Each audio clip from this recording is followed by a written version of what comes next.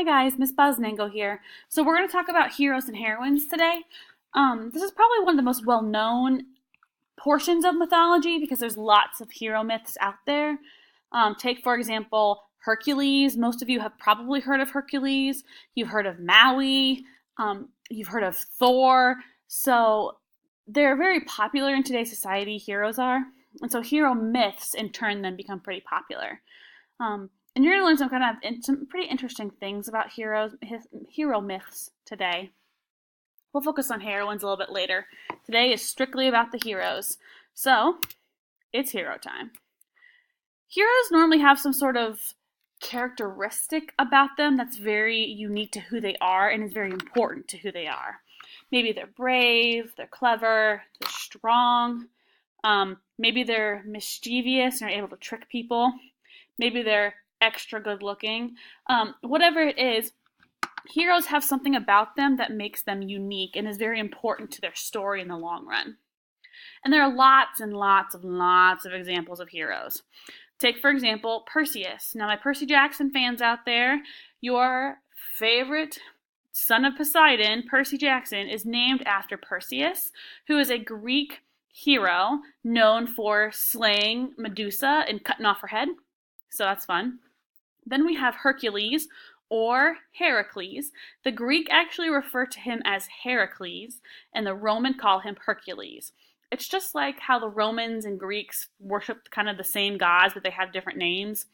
So instead of Ares, god of war, it's Mars, god of war, or instead of Poseidon, god of the sea, it's Neptune, god of the sea. Same gods, different names. We also have Maui, you're welcome, who is from Polynesian mythology, and he's portrayed pretty well in the Moana movie about his kind of characteristic, how he's kind of sly and full of himself, but he's also very strong and very determined. We have Sigrid from Norse mythology, Gilgamesh from Mesopotamian mythology. We have Mowindo from the Congo in Africa. We have Galahad from medieval mythology, so if you know anything about King Arthur and the Knights of the Round Table, the quest for the Holy Grail, all those things go along in medieval mythology, and Galahad is a part of those. And then we have Rama. So you have done a whole unit of Hinduism in social studies, so you should know all about Hinduism. But Rama is a hero from that particular religion, and stories about him are told through that. And he's got blue skin and everything. So, what's really cool about hero myths is that we have all these different types of heroes, but they all follow this kind of same pattern in how the stories are told. So we're going to look at that pattern today. What makes a hero? So hero myths follow a pattern. They have 12 steps. And I like to think of it almost kind of like a clock. In the video we're going to watch here in a minute, they talk about it as a cycle, and it's kind of that same idea. So we're actually going to start down in the bottom corner, way down here at 12, with the return to status quo. So we're going to say that we're going to come up with a story as we go along. And we're going to say that we are living in a world, it's a normal time, and that's kind of our status quo. That's our normal, everyday life. We then have a call to adventure in step 1, and that is something is telling us that we need to go on an adventure. We've discovered something about ourselves, we've discovered something about our world, and it's time to go on an adventure. We then have to get assistance from someone. Maybe it's someone that trains us to become a better hero. Maybe it's a man in a big robe and a long white beard who hands us a wand. Things like that. But somehow we get assistance along the way.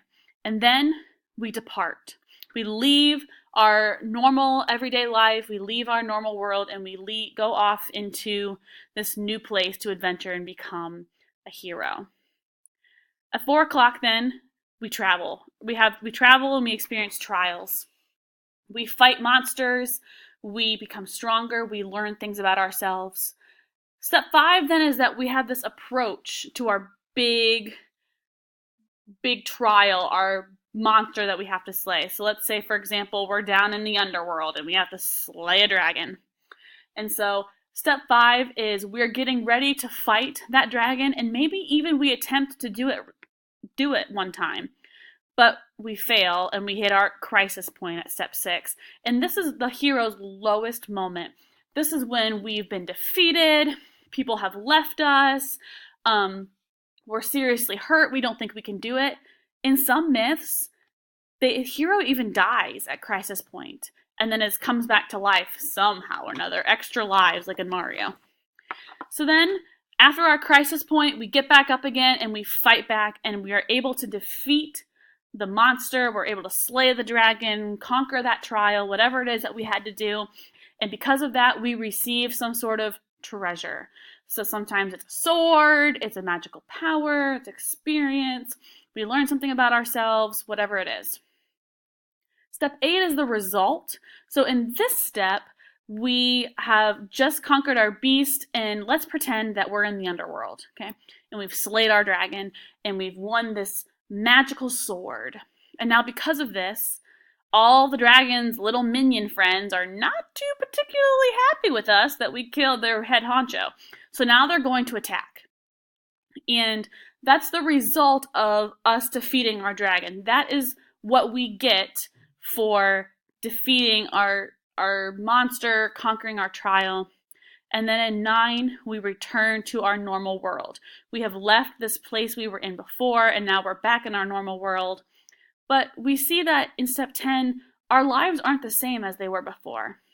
I mean, can you imagine? You've gone on this big quest, and now suddenly you have slayed this dragon and done these amazing things, and they're expecting you to go back and be a farmer? Now, if I just conquered a dragon, you best believe that I'm going to be swimming in money. So we find that our lives just don't quite satisfy us anymore like they used to. 11 is our resolution. This is where we find our new life. We find where we belong. Things have changed now because of what things have happened. And anything that didn't make sense at the beginning of our hero myth is now kind of starting to make sense. And then we're back at 12. We're back to that status quo. We're back to our life. Some things have changed and things are different, but now we're back to this place where we can be happy and get on with our everyday. So we're going to see this put into action now with what makes a hero. It's going to walk us through those steps, and it's going to relate it to some stories that you have read and that you're familiar with. So let's see.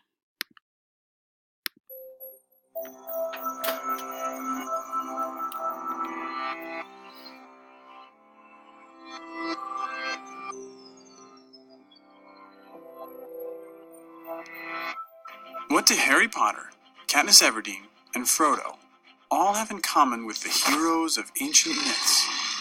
What if I told you they are all variants of the same hero? Do you believe that? Joseph Campbell did. He studied myths from all over the world and published a book called The Hero with 1,000 Faces, retelling dozens of stories and explaining how each represents the monomyth or hero's journey. So, what is the hero's journey? Think of it as a cycle.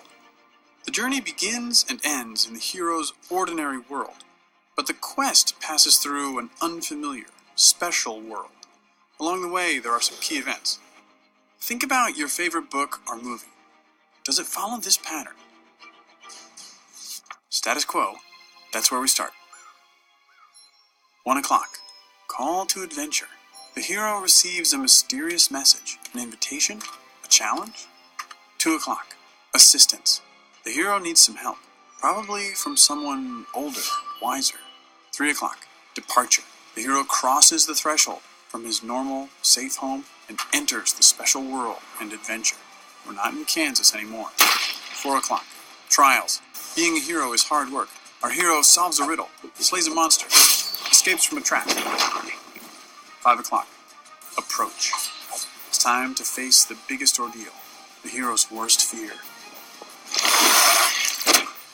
6 o'clock, crisis. This is the hero's darkest hour. He faces death and possibly even dies, only to be reborn. 7 o'clock, treasure. As a result, the hero claims some treasure, special recognition, or power. 8 o'clock, result. This can vary between stories. Do the monsters bow down before the hero, or do they chase him as he flees from the special world? 9 o'clock, return. After all that adventure, the hero returns to his ordinary world. 10 o'clock, new life. This quest has changed the hero. He has outgrown his old life. 11 o'clock, resolution. All the tangled plot lines get straightened out. 12 o'clock, status quo, but upgraded to a new level. Nothing is quite the same once you're a hero. Many popular books and movies follow this ancient formula pretty closely, but let's see how well The Hunger Games fits the hero's journey template. When does Katniss Everdeen hear a call to adventure that gets the story moving? When her sister's name is called from the lottery. How about assistance? Is anyone going to help her on her adventure? Hey, Mitch. What about departure? Does she leave her ordinary world? She gets on a train to the capital. Okay, so you get the idea. What do you have in common with Harry Potter, Katniss Everdeen, and Frodo? Well, you're human, just like them. The hero's journey myth exists in all human cultures and keeps getting updated because we humans reflect on our world through symbolic stories of our own lives. You leave your comfort zone, have an experience that transforms you, and then you recover and do it again. You don't literally slay dragons or fight Voldemort, but you face problems just as scary. Joseph Campbell said, "In the cave you fear to enter lies the treasure you seek." What is the symbolic cave you fear to enter? Auditions for the school play? Baseball tryouts? Love? Watch for this formula in books, movies, and TV shows you come across. You will certainly see it again, but also be sensitive to it in your own life. Listen for your call to adventure. Accept the challenge. Conquer your fear and claim the treasure you seek. And then do it all over again.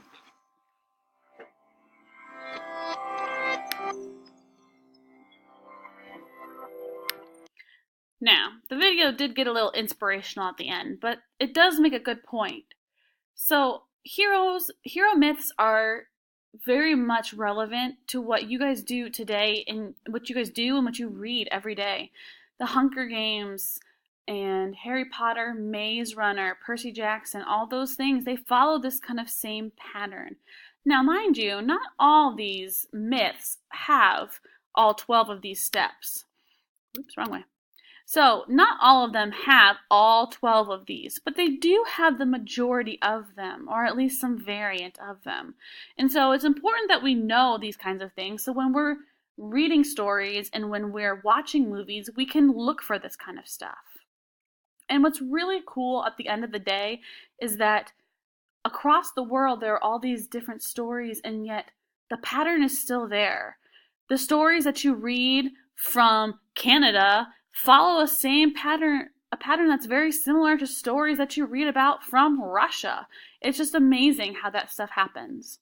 So we're going to see if you can point out some of the patterns here in popular movies. Maybe even Hercules? We'll find out. Good luck, guys.